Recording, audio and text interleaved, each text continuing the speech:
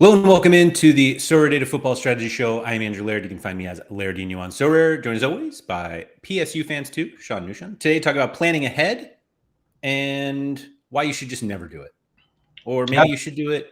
I don't know. We'll see. It's yeah. As everyone's commenting, Laird woke me up at the ass crack of dawn here for the show this morning. But I had to plan ahead for it. I planned ahead. Woke up early. Then the one dog woke up vomiting, so that like took away some time. But I got here. I'm here. So yep, let's go.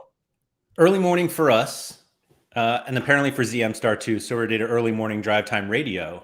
But I work from home. I will say that is the biggest negative to working from home. Not that you can't listen to the radio at home, but like who's going to need that? Looking for food.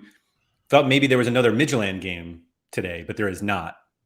I didn't plan it for that. And while Alex Wilson, is that who it was? Yes. More early afternoon morning streams, please and thank you. We have one tomorrow. There's an early one tomorrow, but don't get used to this. Yeah. Certainly not. I will not be. This is definitely not one we will be doing frequently. Bulat here says, I've been watching the videos for more than a year and a half, and it's the first time live. So welcome. Thank you for joining us live, and everyone. Scosmo says, this is a fun time. Great timing for the show. Please do not get used to this. But I'm glad we got some new people that were able to join live today than normally are able to join live. So I'm happy for that. I'm sad for myself being awake right now. That's not true. I'm usually up. You're usually up now. Yeah, come on. My morning routine that I have to go through right now is just a bit longer. Yeah, it's a little bit. Yeah, but we're awake. We're ready to rock. So we're today talking about planning ahead. This was selfishly a topic that I wanted to talk about because, well, I don't want to say I'm the only one who's doing this because we're all kind of planning ahead. But there's a whole bunch of like planning ahead that goes into Sorare, whether it's literally planning ahead for this week, this game week, this weekend, 5 game weeks from now, 5 months from now, whatever it is. And we need to talk about all those different things. Alex brought up the short-term one. I would love to plan for this game week, but I don't know if Midland and Copenhagen are going to be covered or not, which based on the comment from Sorare, neither do they.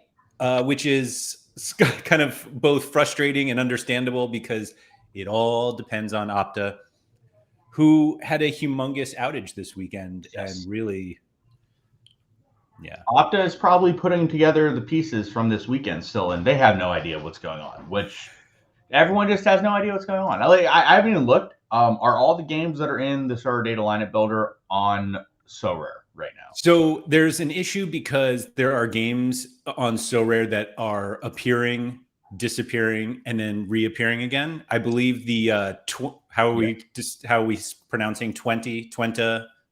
It's Twenta, right? Something like that. Whatever. 20. They had a game. They have a game this week. It was on Sorare, and then it disappeared. And I think it's back. It is. And I think somebody brought it up to me that the Chicago Leagues Cup game was not showing. And it's like, those games are all supposed to be covered.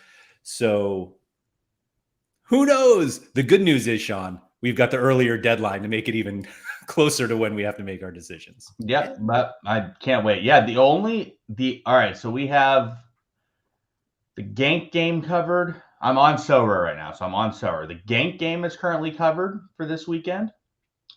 The League Cup, midweek.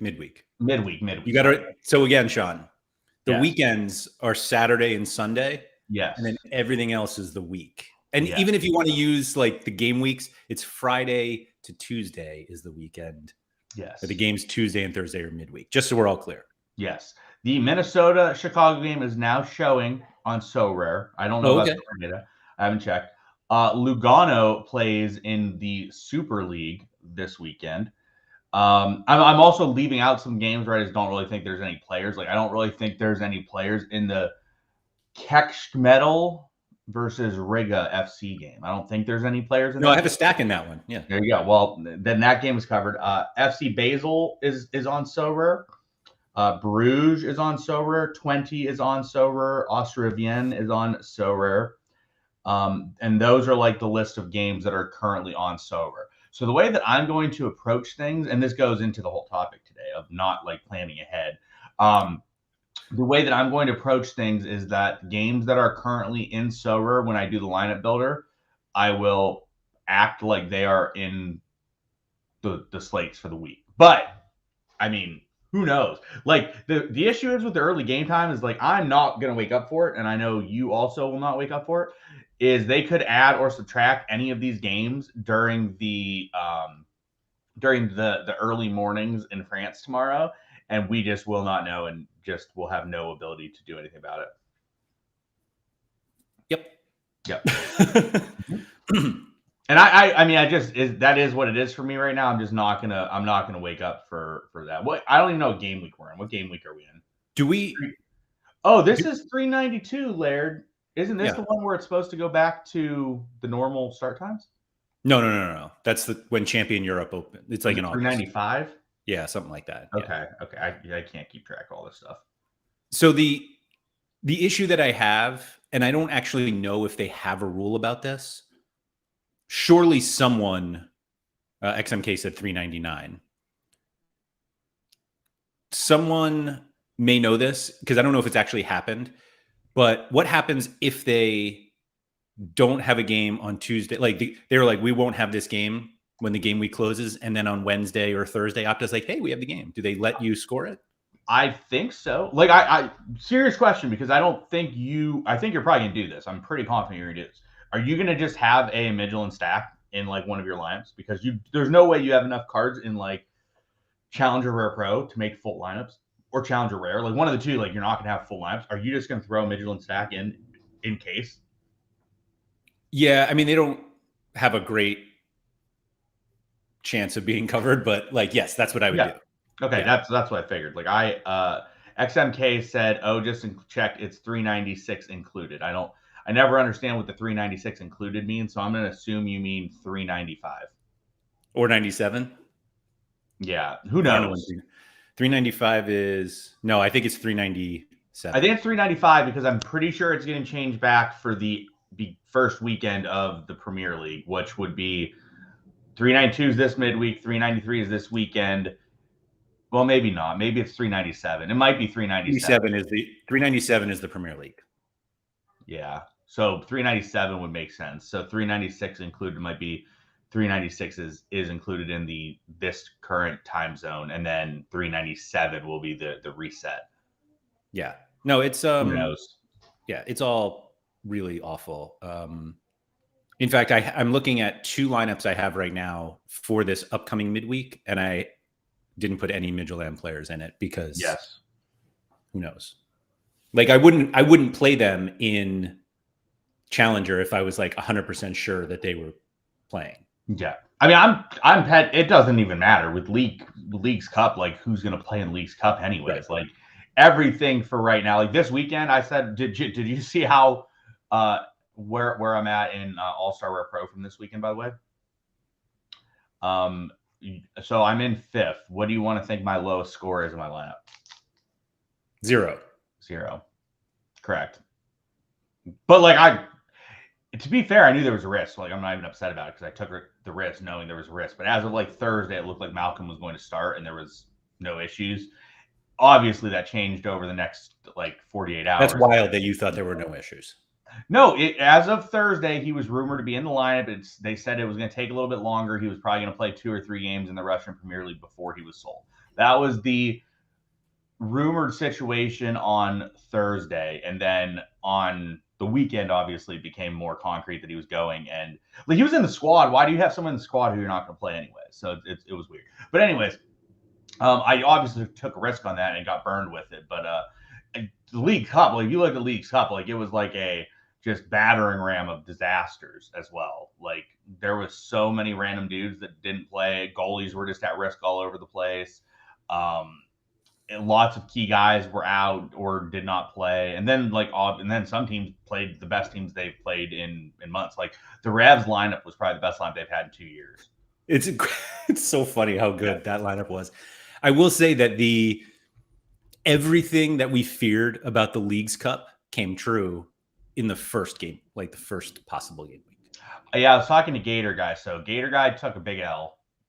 He's been arguing. All right, what size L do you think Gator Guy said? I said going into He took it. He took the L. No. When last you saw, he took a half an L. I don't know. I just saw that he was like, all right, I'm taking the L on this. And then he randomly shows guys who did, like Reynoso played. And he was like, see? Yeah. But like literally every fear we had came true. Yeah, like I would say that pretty much what you and I were anticipating to happen in Leagues Cup happened. Like half the teams took it seriously. Half the teams like partially rotated out like the fringe type spots. And then other teams like, I mean, St. Louis FC, the line they ran out was like Andy Black's Sunday. I was going to say, I think Andy and Jimmer played. Yeah, like they ran out their Sunday league team and that was it. My favorite was when you and Gator were like not arguing about it, but you were like, see, and he's like, no, it's not that bad. And then we got the Houston lineup with Andrew Tarbell starting, and we were like, okay, we're done. Yeah. And he was like, no, I said some fringe goalies would play. I'm like, Andrew Tarbell is starting. I don't know what else to tell you here. But I think there was kind of not a misunderstanding, but when people are like, oh, there's going to be rotation, you kind of hear that and you're like, okay, maybe I could figure it out. But like nothing could be figured out with these lineups. Like it made no sense why some guys played and some didn't. And we had no indication before it happened. And so it just is what it is. Yeah, Gator apparently, he said this after he took the L, obviously. And he took the L because he said he didn't properly explain himself. So I'm curious if you think he still took the L regardless. His comment to me was that he meant that goalies might rotate and like some goalies would play, but everything else would be everyone taking it full force. I think he still took the L, but it wasn't like a massive L where it's like, oh my God, you're the dumbest person ever. It was just like, you took an L. You took an L when you said it. It was going to happen. That was dumb of you. And it was pretty much like that. The funny thing is that the goalies that you would expect to get rotated, like Barraza. Yes. Barraza playing was like shocking. I made a lineup with Freeze expecting there would be a high probability that Barraza would get rotated, and then Barraza did not get rotated. And it was very surprising to me.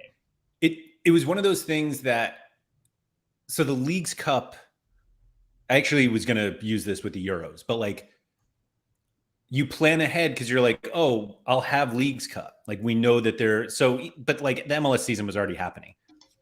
But like the extra utility of covering the Leagues Cup is actually significantly detrimental to our lineups because it's an absolute shit show.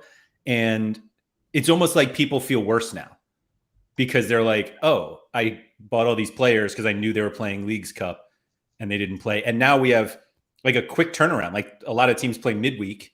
Yeah. And you're just like, great, who's going to play now? And it's like, okay, this guy didn't play this past weekend, so he'll definitely play this midweek. But it's like, no definites. Nope. Could just be some time off. Who knows? Well, and there was not much J League action this week. I think there was the one game. It was like the Vissel Kobe Frontale game. That was it. So like you didn't have any options. Like that's why I played Malcolm. I was looking and it's like Cecilia. I was like, meh, don't really love this. I think he was terrible. I don't know if the scoring actually got added for him yet, but I was like, he seems terrible. I was like, every other forward I had was like Drisi. Well, I don't think he's gonna play.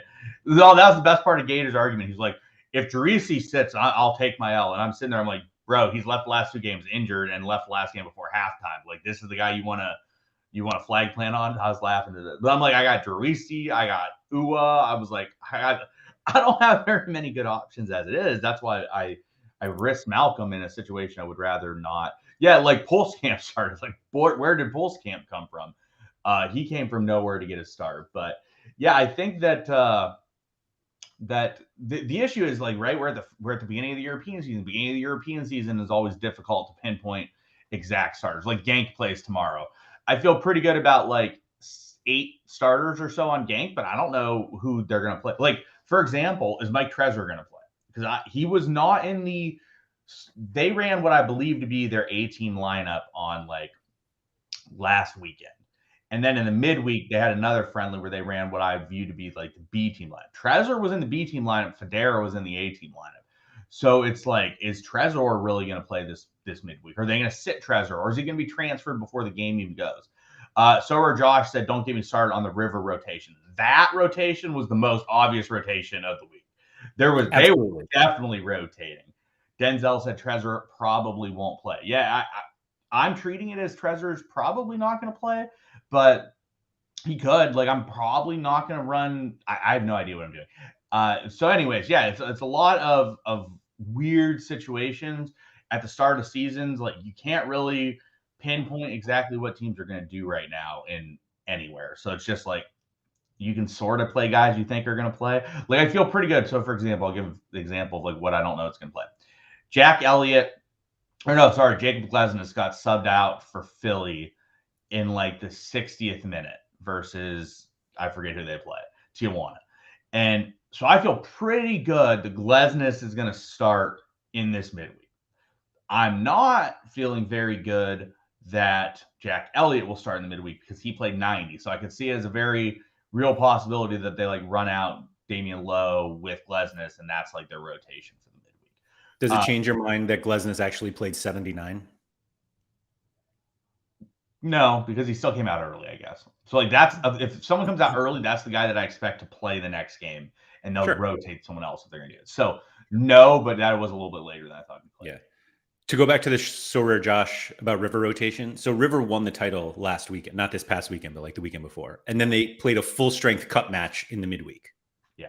Like those are the teams that you would expect to not play anybody who played in those two matches on the weekend. Yeah. Like I played Armani somewhere, but that's because I was out of goalies, right? Like I had no more goalies and it was like play Armani or no one. So I played Armani, but I was fully anticipating him to not start. I was expecting major rotation from River Plate. I didn't even see. Oh, they ended up giving up 3. Wow, 3-3. Yeah, I didn't even pay attention to it, to be honest. No, but glad I didn't play anyone. Yeah, so I don't know, like preparing. So I will give here's a preparing. So what timeline do you think is a fair timeline from a preparation standpoint? I mean, it depends like what you're doing. Like I think, was it Nep? I think it was Nep recently on a stream, like did his lineups for the next 10 game weeks. And he does it to like make sure that he has enough players, which I think is like a reasonable thing to do.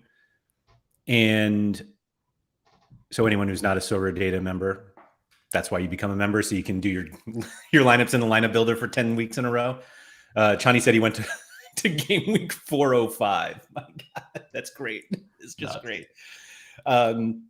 Funny, I went to do this yesterday. I was like, I'm going to try this. And I made it like 2 game weeks. And I'm like, I can't do this anymore. This is crazy. I wouldn't even get to 2. So yeah, right. Because so like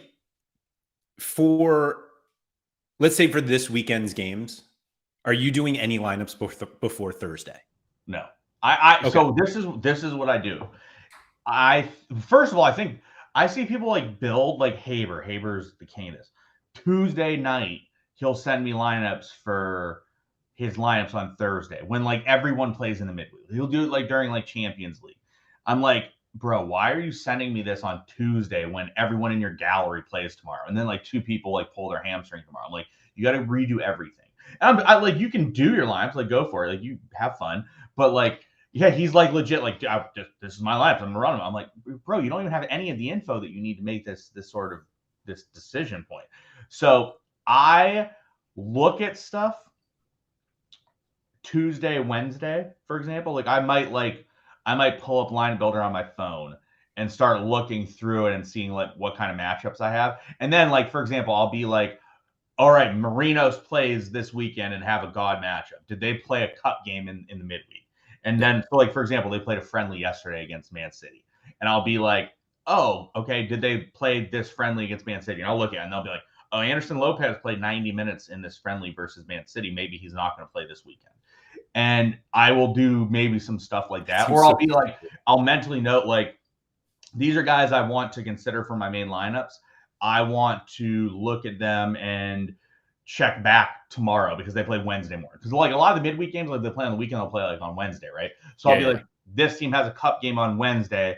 I want to see who's going to play. Especially in the J League, it's a great like idea of like if this Marinos is perfect. If I look on Thursday and saw Marinos played Wednesday in a cup game and Marcus Jr. started, I feel pretty confident he won't start on the weekend. Or vice versa. If I see Hatanaka start the cup game, I'm like, all right, he's not going to play. So I think that it is a issue if you start, because once you build, you like are kind of connected to those lineups, and you don't really rebuild, right? Like you just like make some changes, and it's kind of a pain. So I'd rather just have all the information before I do it. So I build lineups on Thursday and Monday every week. Every week, for the entirety of my time on Sorare, I built lineups on those days. Is that pretty much when you build, and do you do anything differently? I definitely do it earlier than that, mostly because my gallery is not as deep. So I don't want to start making lineups Thursday night and then being like, oh, I actually need like another forward, or I need a champion America defender for this game week. And I don't want to do that Thursday night, because certainly with this new deadline, like I can't wait until the close to the deadline to make moves. Like I sleep. And so it's like, I need to get things done. And by the time I'm doing lineups on Thursday night, like most of Europe is asleep. And so there's just not an easy way to get a deal done unless I just snap buy off the market, which even at a good price, I just refuse to do, at least for rares and super rares. But I find what I do is I'll make like preliminary lineups in the lineup builder, and then I actually go to the like saved lineup page, and so I can see them all together. And that's where I'm just like, should I move this guy here, this guy here? Like I tend to just tinker more, but the doing that more than one game week ahead is like, I just can't do it. And like, I understand why you do it, to just be like, oh, do I need anything in this time frame? And that's basically why I started doing it last night. I was like, let me go a few game weeks. And then it's like, oh, that's right. Like the K League, maybe there's like a cup weekend that I just didn't know about, or J League is still off, or whatever it is. And it's like, oh, I thought I had all these players. And the tricky thing with Leagues Cup is once they get out, like we don't know who's getting out of the groups.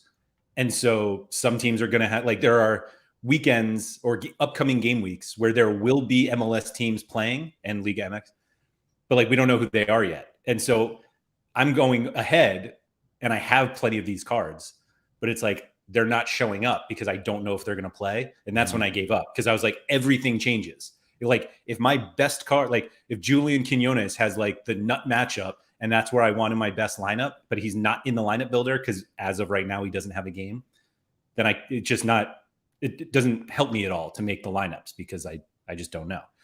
But going like further in the future, so how many players have you bought over the last like 2 months for the upcoming European season? Quite a few. And I don't know how many, but like quite a few. So me too. Obviously with Midtjylland, like went all in, but like when you go through that process, it's like there's always transfer possibilities, and they particularly are awful this year because of Saudi Arabia. But like, how do you kind of like reduce the risk on the players that you're looking to buy that you're not going to play for 2 or 3 months? Yeah, it's difficult. First, I'll go through a couple of questions we had. So Bounty asked, how does my effort on lineups change based on scarcities? So by the time I get to limiteds, I typically want to just like fall asleep, and limiteds get very little like effort from me. I'm pretty much just like, all right, these are the best plays. Done. Whereas like rare pros, D1s, D2, yeah, like I will spend a lot more time looking at all that stuff. And then Pico says that he is still waiting for a PSU fans lineup builder stream.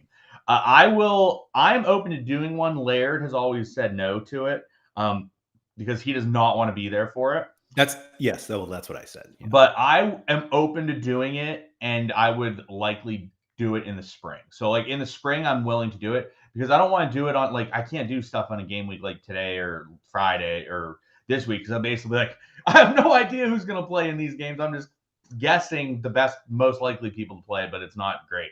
Whereas if I do this in like January or February, I can take more time. And yeah, I get really busy in the fall. So like me doing anything in the fall that takes a substantial amount of time, I'm just not going to do. So back to the discussion. Then people are asking about the Mbappe situation. Look, you can't do anything about Mbappe right now. Like if he's gonna go, he's gonna go. Like they're offering him a lot of money. If I was being offered that, I would be in Saudi Arabia right now. So like I don't think you can really do anything. Like I wonder, I haven't even checked his price. The thing is like if he doesn't play this year, I would buy an Mbappe. Like if he ends up tanking in price, I would probably buy another one or two because he's only going to be there for a limited time. But it goes back to the discussion that Laird was talking about is like, how do you handle rumors and how do you handle the risk on rumors? So the earlier you are in a card, the more effective reward you'll get. Like if you are early on a card and then things come correctly for you, you're likely to reap the benefit of being early more than anything else. However, you risk something falling through that is just not gonna happen and you're gonna get burned on it. So I will use an example of someone that I bought that fits into this mold and it has a good storyline of like what I could have done, what I could have got it, and where it went after I bought it. So Angelino was rumored to Galatasaray. And I'm very familiar with Angelino from my DFS days. I know that he fits the mold of someone who, in theory, could be really, really good for the platform. So there had not really been rumors, but like some trickle of rumors like a month and a half ago. And there was a Angelino Super Rare that sold for 0.3 ETH. So if I really wanted to jump in at that time, I could have bought an Angelino Super Rare for 0.3 ETH. If I waited, which I did, about two and a half weeks ago, it was like pretty apparent that Angelino was going to sign. Like it was a lot more clear cut that he was going to sign at that time. And I paid 0.57 ETH that day for it. Again, like I think he has the potential to, so Mike Bass said everyone was rumored to the Turkey club, Galatasaray, Besiktas, and Fenerbahce. True. So like you have to wade through the rumors and try to decipher what is the most logical option for this guy. So like when I looked at the Galatasaray rumors, they were pretty legit. The sources were good. The fit was good. They didn't really have a left back at all. He would fit them pretty well. If he plays, he should in theory be very, very good because they are a dominant side that will have a lot of the ball, and he is someone that is very attacking.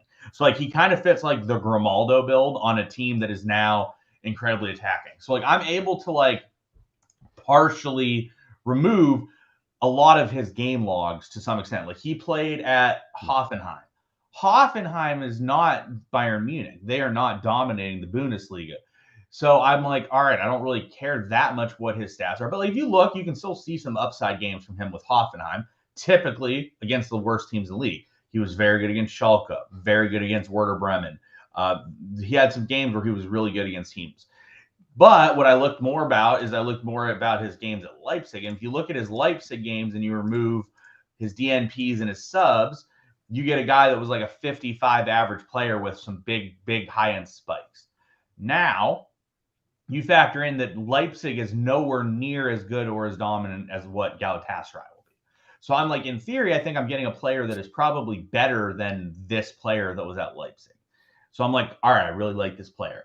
Once the rumors were very solidified, I'm like, all right, I'm going to buy this guy.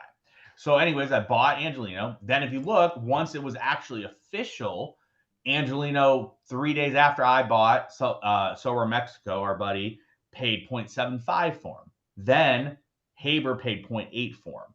Now, I don't really think you could get one for under 0.8, 0.9. So if I took the risk early, I would have paid 0.3. If I took the middle risk once things were a lot more clear and solidified in my mind, you pay like 0.55. If you wait till everything's concrete and locked in, you pay 0.9. That's sort of the risk levels and the reward levels that you're taking. And that I think is a good representation of like what you're doing as well. So Chani is talking about Haber pumping my bags. Haber was just sitting there like floundering around, just begging some people to buy that card for like 2 days and finally was able to make it work. But so I think for me personally, I like to take a little bit of risk, but I like to have the risk sort of like sorted a lot more before I buy a card. I'm not going to buy a card on early rumors. Typically, I want to more solidify the rumors. So, like another example of me taking a risk, I bought Atabalu super rare from Freiburg. Probably paid the equivalent of like 2.5 for him was the deal. Effectively, it was like I paid 2.5 for him. At that time, his rumors to Anderlecht had just concluded, and Freiburg had just signed him to a longer-term deal. So I felt pretty good he's going to be the Freiburg keeper and have a shot. And I think if he ends up being locked in good and solid for them, which I think he has a chance of being decent, he probably goes for like 3.5, 4. And like I just can't get these Super U23 goalies. So I was like, I'm going to take a little bit of a risk here. But that's kind of where my risk preference is on players and how I approach it. I think there's a lot more reward that could be had if I took a little more risk. I think there's a lot more detrimental side effects if I took that risk as well. So I try to take some risk to reduce the price I get to some extent, but I think you have to take some risk. Otherwise, you're just paying everyone at their max value, and it's just not as good. So what is your sort of viewpoint on it? I wasn't even really thinking of buying into transfers like that. Like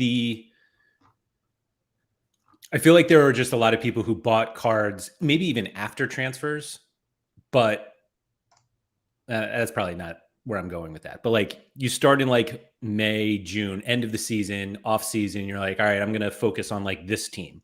And you start like buying cards from a certain team or, you know, goalie defender stacks. And it's just like there are some guys that you look like that are like, yeah, they're locked in, like no problem. And then all of a sudden they start to move, but it's more just, you're also potentially buying cards of players that are cards that you're not going to use for 2-3 months. And so it's like that's not so much risk as it is. I mean, there is risk in that as more just like lack of utility for 3 months. And so like how far ahead you think on that. Alex Wilson said, I'm surprised nobody went all in on Theo Sander to Copenhagen. And that's because he's absolutely not going to start.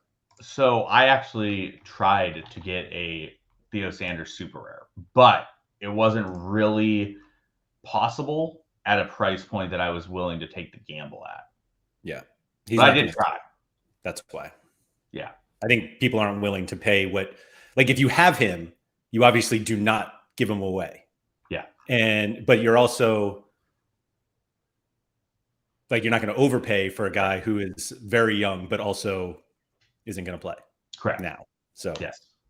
Yeah. That's why nobody went all in on Theo Sander. Yes. Shout out to the Sorare Scandinavia Discord for teaching me that he would not be playing at all this season.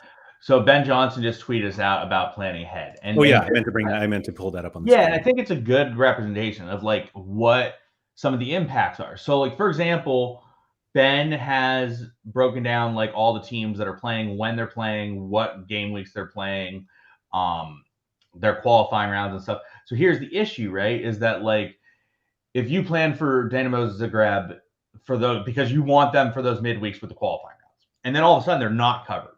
Well, then you just did a lot of this preparation and got burnt to some extent by them not being covered.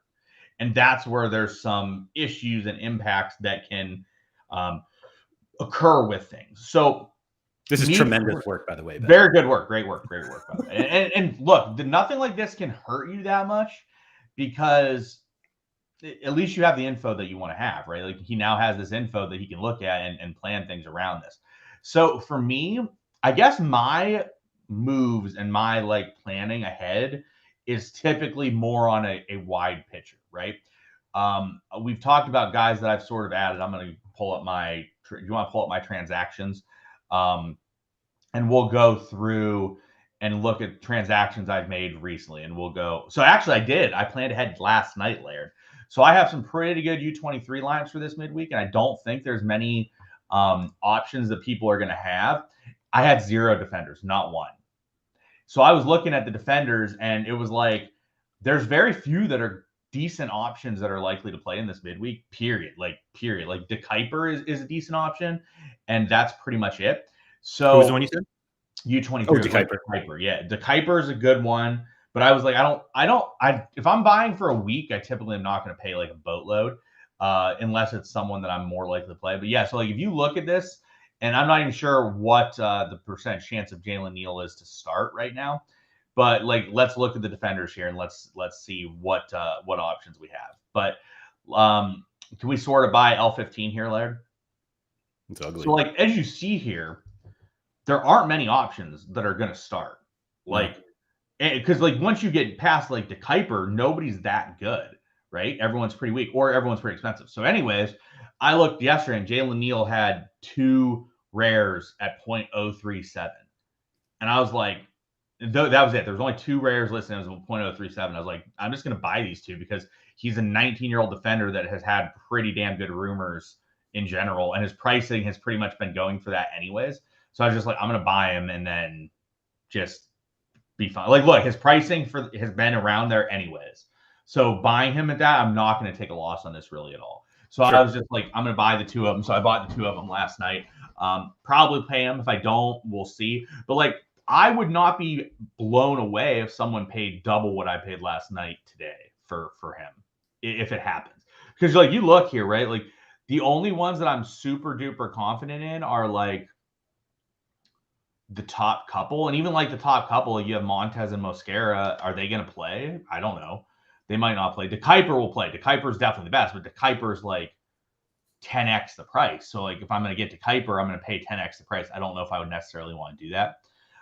So anyways, that was my planning from yesterday. So anyways, let's go back to the more so guys that I've bought recently. I bought Jay Gorder because it's rumored heavily that Ruley's going to leave, and people were flocking to Passphere for a day, and I just think Gorder's a much better purchase.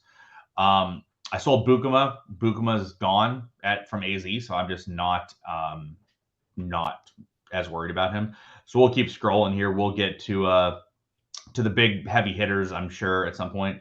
So Muslera. So my plan was to build a Galatasaray side, and I bought Muslera and Bardaki to go along with my Angelino Super Rare. I also bought a Cardi, and then I have Afterglue. So my plan is now I have a Rare Pro Galatasaray lineup that I can easily split into a like Angelino and Muslera in All-Star Rare Pro if I want. I bought Mikel Lotto because Jens Odegaard got hurt.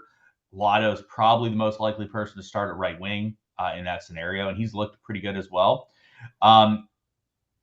And those were a couple moves I made. All right, let's keep going down.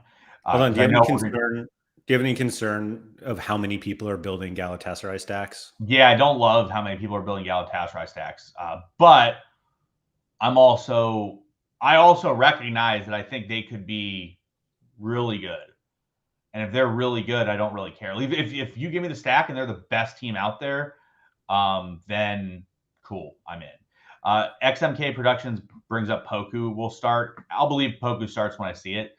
I think Lotto is more likely to play right wing than Poku, but who knows? But again, like Lotto is 0.059. If I'm wrong on him and he doesn't play all year, it doesn't really hurt me. It's a small purchase that isn't a big deal. So the big one, Adebalu and Bruno Fernandes. So I have a major U23 Super goalie problem for Europe, where my list of players that are going to be options is 0. I had none. I had 0. So I had to buy U23 Super starting goalie to play Division 2 U23. And so I was like, I kept looking and I looked at all the options. I tried to get a Vandervoort, I failed. I tried to get Chevalier, I failed. I looked at Verbruggen, I wasn't comfortable with that due to room potential or movement potentials, which obviously came through. Not going to pay for Diego Costa. That's something that isn't going to happen. Robert Kramer says Zaha would be amazing to the Galatasaray stack. I have offers out on Zaha. I'm not as worried about him because I have a Cardi coming in. So like that was my reason for bringing in Adebalu. Like I had a major hole there. I'm willing to take a bit of a risk on him because I know I probably have to buy another one anyways. But I also know that most of my elite level U23 options are in the Belgian league and the Dutch league. Those are like my best U23 options. So I really am going to look at getting a U23 super goalie in Belgium or the Netherlands for that. Then you got Bruno. I kept looking at my lineups and I'm running out like Mbappe, Neymar, Kimmich, Mignon, all these high-end guys. and then I'm running out super rare Pavel Frankowski. And I'm just like, that is not good, because that lineup is always very, very good and very, very prioritized.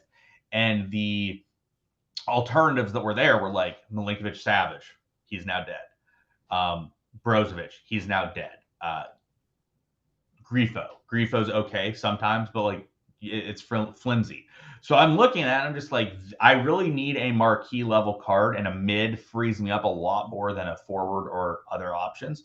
So that's where the Bruno came from. So like, these are some of the thought processes that I've had more than usual. Like if you look at the Jalen Neal signing, I probably make like one short-term type signing every 3 months. Like I just don't do that often. And most of my planning is more long-term on a full level, where it's like, this guy is someone that will help me frequently, and that's where I do something. So how did you get into a Midland stack and stacking things like that? And like, what was your plans going into this season? I mean, just sometimes we do dumb things, Sean. And no, I'm just like, I've talked about it before, but like basically I was just looking for a challenger stack. And coincidentally, like I have had Muslera for a while, and I was actually going to get a Bardaki, and then like everyone started piling into Galatasaray, and now I'm ready to get out. Probably, I don't know. We'll see. But it was just like I wanted to find a challenger stack that I think not a lot of people would play, and like we saw that at the beginning of last season with 20, that there were people who built those stacks and cleaned up, and not that many people. Like we saw plenty of like Understall proper combos, but like the full stacks didn't really come about until they actually started playing well.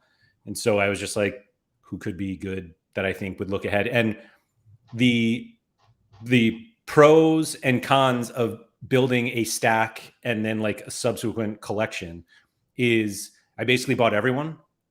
And I know that a lot of people were going to leave, because like that's just, Midtjylland is not like a club where people stay forever. And so it was kind of this weird thing where it was almost like I, not fully this, but it almost felt like I couldn't be wrong with who I bought, because anyone I bought would just end up helping the collection score, which is like a genius thing for Sorare to make me feel like I'm buying. Like when I bought Isaacson, it's like I know he's probably leaving, but the card also like helps my collection score. And so I was like willing to like take the risk on him leaving, because even if he leaves, and there have been like so many places he's been linked to, and like he's clearly leaving, even though he's playing for them now. But it's like I'm going to get like a decent bonus on him because of the other cards that I bought. And if somebody who's there benefits from him leaving, then like that card gets better. And it was almost like there was some inherent safety in buying an entire team, because anyone I bought like helps the other cards out. And I don't know. We'll see what happens with that. But it was kind of a weird thing where it's like buying one player actually made less sense than buying 15 of them, or however many I have. And not to say, I mean, some of them are literally just worthless. Like 3 of them, I think, are now playing in the second division in Portugal, which not scored yet, but we'll get there. But it's just things like that that is weird to like think about. And then they come out with this fitness bonus that is twice the top level of the collection bonus. And now it's like, oh, maybe not that you can like prepare ahead of time for that. Is there any, like, we all know, I mean, we don't all know, but we're now learning that whenever they make like changes to the gameplay, they tend to do it in the summer, like ahead of the European seasons, which is totally understandable. Was there any, like when you are looking ahead, like I need another champion Europe super rare midfield, whatever it is there any thought like maybe the rules change and I shouldn't do this? No, but I've been pretty adamant that I don't see them changing or getting rid of Rare Pro, but I know they could, but I also have, we've discussed it, right? And the idea behind buying guys for Rare Pro, there's always somewhere for them to go, right? And if they get rid of All-Star Rare Pro, then they all of a sudden you move supers into Division 2 or Division 1, and that card is very good there too, and it works very well there. So no, not really any of my plans have been worried about that, I would say.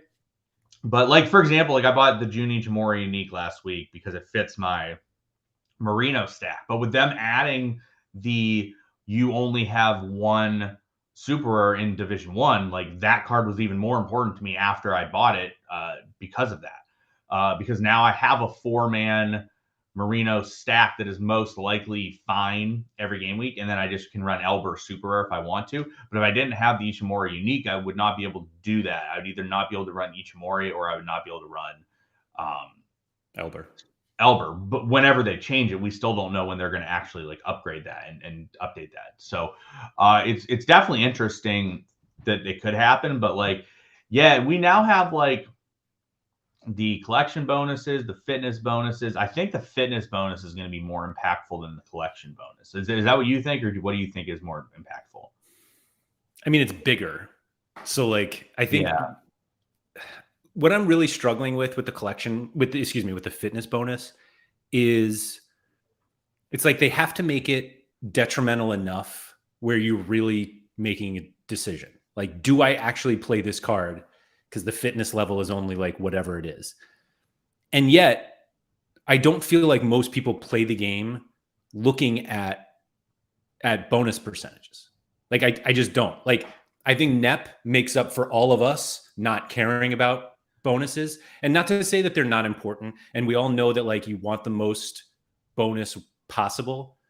But it's like if you have a whatever card you have a Bruno, you have a Kimmich, you have like an elite level card, and you slowly, like you're using it all the time, and you see that your fitness level is like going down and down. And I actually don't think people will sit their cards, even if it's at 0. Yeah. And not to say that's bad, but it's one of these weird things that we're like, wow, 10% is huge. But like if we had, like if you had a card with 10% XP and something happened and they were like, hey, that only has 8% this week, you'd be like, all right, I'm still playing it. Yeah, like, you wouldn't impact it. Well, that's why. Right. So here's why I think collection bonus, right? We've talked about it before. I have 2% or 3% on so many cards, right? Like you just get to 2 to 3% pretty easily. So like I have a FC Dallas 2020-21 collection where I have 2%. I don't even know who I have. Like I know it's like I have Jesus, and I literally like I'm gonna click on it because I don't know who I can't even think of who else. Jimmy Maurer, that makes sense. I have a Bresson, I have a Ryan Hollingshead, and I have a Michael Barrios. I didn't even know I had a Michael Barrios. So like I'm getting 2% without even knowing that I had this, right? This is you getting to 5. Like the only way you're getting to 5 is if you have a full team stack. If you have a full team stack and the team rips off, like everyone just rips off hundreds, I'm not going to win anyways because you're going to have massive scores. Like it's probably going to be a point where it just doesn't matter. But fitness bonus, if you have guys that are tired, it's a situation where like, are these guys going to lose 10%? Because if I have Kimmich and Kimmich's in my most important lineup every week and he has 10% compared to 0, that's very impactful.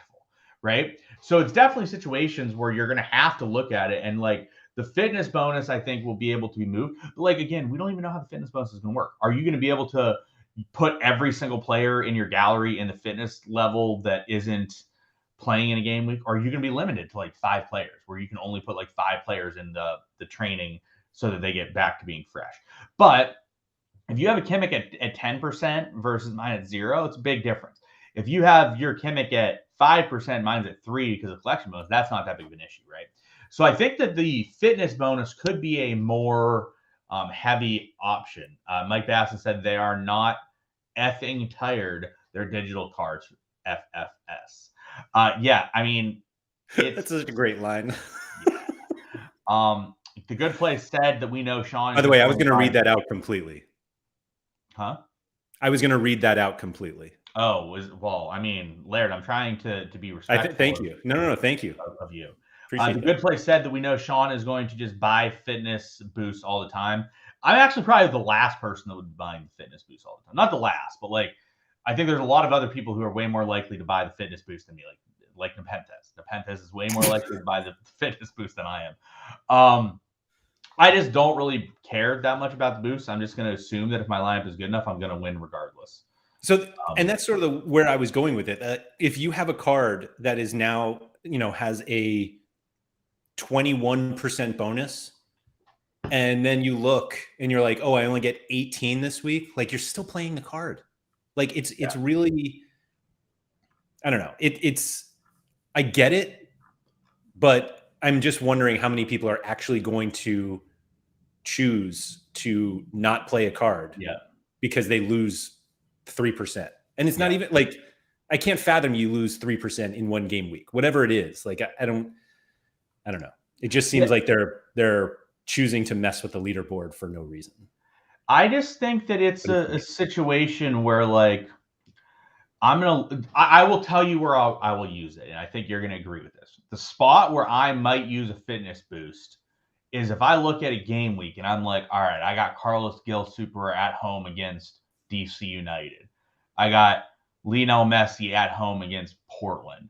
I have Kimmich at home against the worst team in the Bundesliga. And these guys have like low fitness. I'm just like, this lineup is like God level lineup if everyone starts. And it matters more today. I'm never gonna buy a fitness boost for like a Division 4 lineup or a Division 5 lineup, or really even Division 1 lineup most of the time. I would assume, because it's just like I'm either gonna win or not. Most likely in Division 1, like it might be impactful. Like percentages might come to play, but most likely they won't. But yeah, like I'm gonna guys. Here's the thing that I've talked about, and I said like last night. People are like up in arms, like, oh my God, I'm never gonna be able to sit my Kimmich. Kimmich doesn't play 90 games in 90 game weeks. Like the dude's gonna play like 50 games in 90 game weeks, and you're gonna be able to sit him times and get his fitness back up. So like I don't think it's gonna be that big of an impact. I think that there's gonna be guys that like you're gonna get times to rest these guys, and it's gonna matter. But I want to bring up this comment from Chani. He said, if it's so insignificant and you'll play the card nonetheless, then why even have it implemented? So I don't think it's insignificant, because you see people who are absolutely grinding their faces off to get an extra 1% on their cards. And they fully believe that it will matter when it's the most important. When you are a half a point away from a podium and you're like, man, if I had just gotten my collection score up, I would have been second, or I would have been first. And like, that's when it matters. And so it's one of those things, I kind of equate it to goalies, that they don't matter, but they're also the most important. That goalies don't matter. And so you take whoever you want, but also their scores are basically determine how well you do. Like if your goalie does really poorly, you're probably not winning a great reward. And I realize that applies to like all the other positions. So like it matters a huge deal, but I also don't think it like changes our gameplay that much. But I could be wrong. Hopefully we get a little more info from Dan on tomorrow's stream.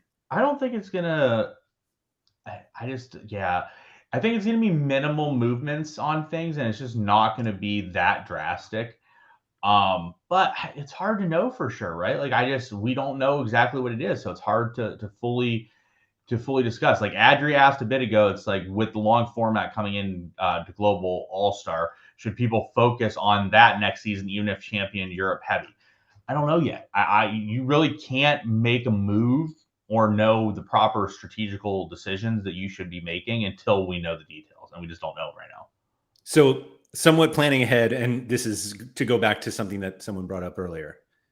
Sean, if Kylian Mbappe goes to Saudi Arabia, is champion Europe still the best division to play?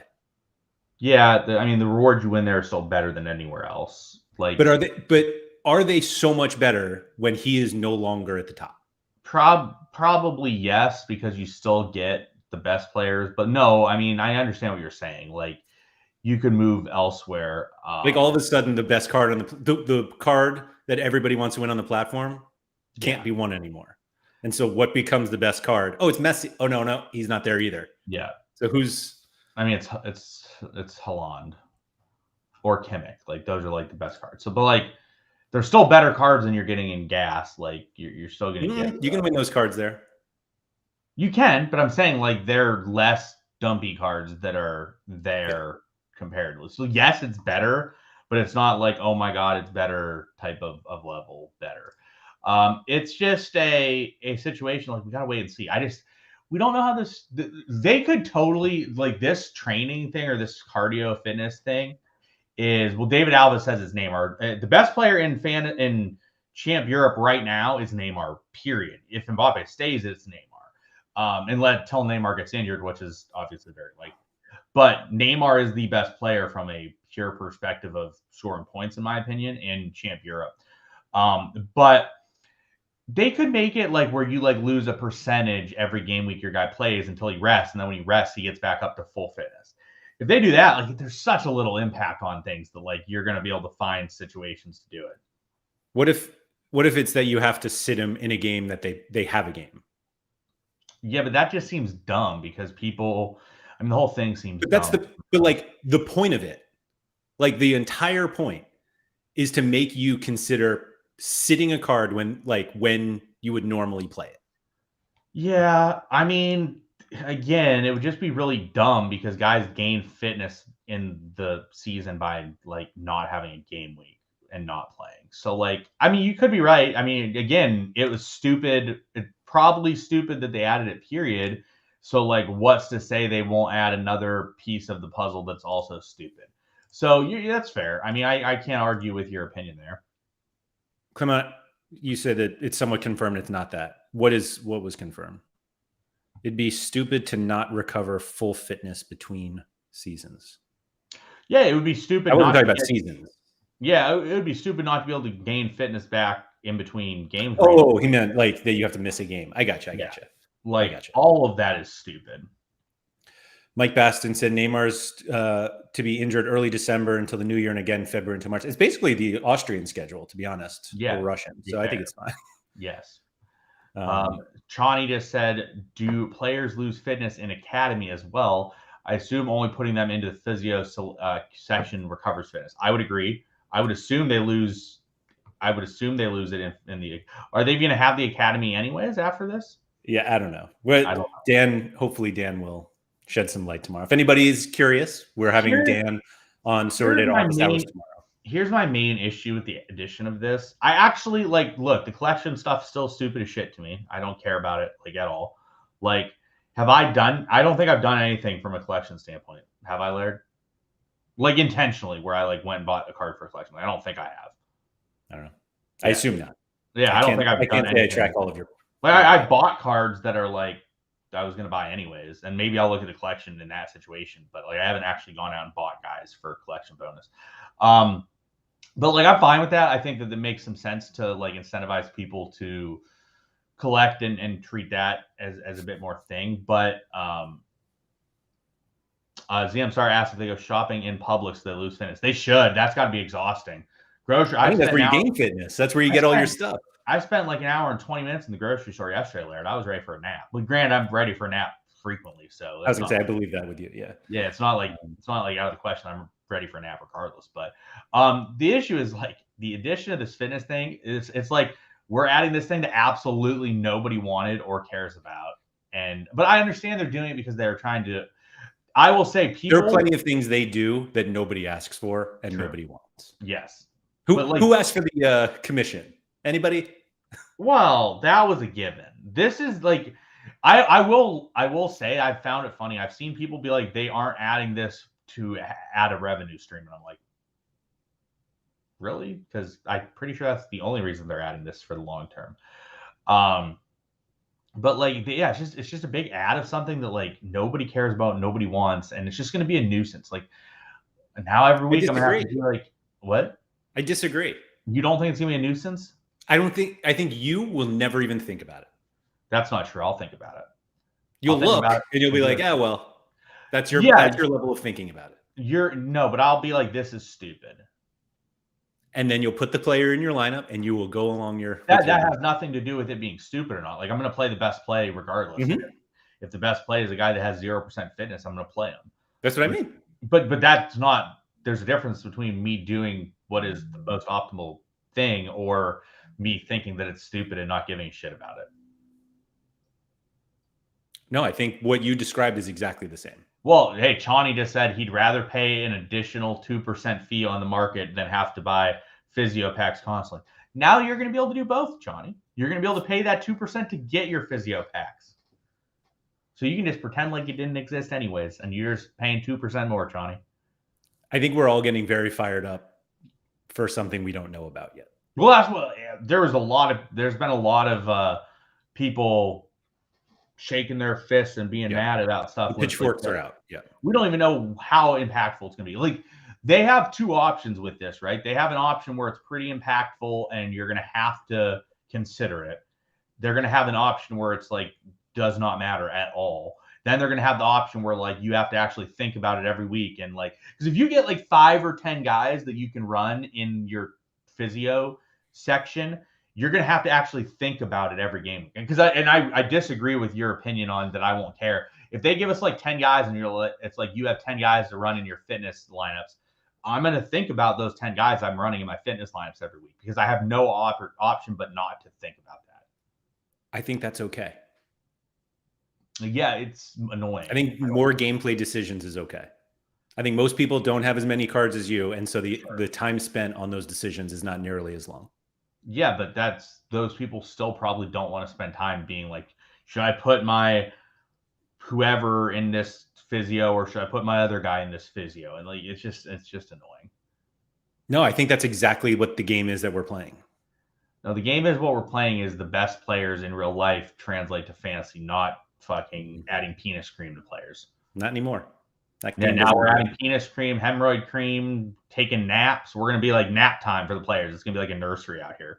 We're sitting there adding like diaper rashes, like nap times, bedtimes, feeding times. Got to make sure that like you do all this stuff. And I don't know. It's just, we'll see. I'm going to hold. I think it's dumb. I think it's likely not going to be enjoyable for the majority of people. However, I don't know the full details yet. So I'm going to wait and see what the details are. Like, it may be dumber than I think it is, right? Like, maybe more stupid than I'm giving credit for. It may not be as bad. It may be pretty simple and just not, like, it could be like all your guys that aren't playing automatically go in the training. Then I don't have to do any thought process weekly. Yeah, Little Lettuce just said Sims 4 Sorare edition. Very, very valid. That's like what we're turning into. But we'll see. I have what my preliminary thoughts are based on what we're seeing, and we'll see what they do with it because it's very open-ended. Like they've said nothing to it. Like we know nothing about this other than they're adding a 10% fitness bonus and you have to rest players to get them back up to. That's all we know. Yep. So we'll figure out what it is when they announce it. And maybe we'll get some more details from Dan tomorrow. As a reminder, Dan's sitting down with me and Maxime tomorrow it's 8 a.m. Eastern, 2 p.m. Central European time. I assume that's a C. Now I'm curious. CET? Anyone? Anyway, 1 p.m. in the UK. So people have been sending in questions. There's a tweet on the SorareData account looking for questions. If anybody has some, you can also just put them in the live chat and we'll see if we can get to all of them. I will say that I went through them all and there are a ton. Like I already know we're not going to get all of the questions. So I'm hoping that we can organize them in a way that answers everyone's questions. I don't know how much Dan is going to be able to tell us because I feel like if he could tell us, they would have just told all of us in the announcement, but maybe we'll encourage some changes or something. So yeah, as Alex says, Forza Midtjylland, hopefully this midweek, Forza Opta covering Midtjylland as well. So yeah, thanks for everyone for joining us. Like I said, tomorrow office hours with Dan, Wednesday limited time only, Thursday Sora Andrews, Friday off topic. And yeah, so thanks everyone and good luck this midweek.